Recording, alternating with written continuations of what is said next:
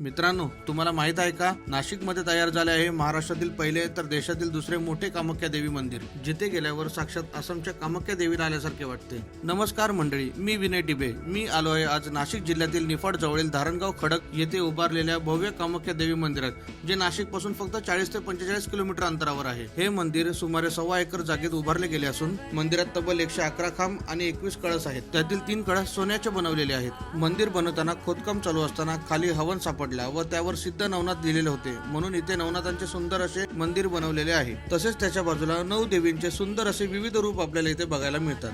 या मंदिर परिसरात गणपती मंदिर व शिव मंदिरही आहेत. असा हा मोठा धार्मिक व शांत परिसर आहे. तर मित्रांनो, तुम्ही कधी येता या मंदिरात? पूर्ण व्हिडिओ माझ्या युट्यूब चॅनल म्हणजेच भटकन टीव्ही विथ विनय मध्ये बघायला मिळेल. लिंक प्रोफाइल मध्ये दिली आहे.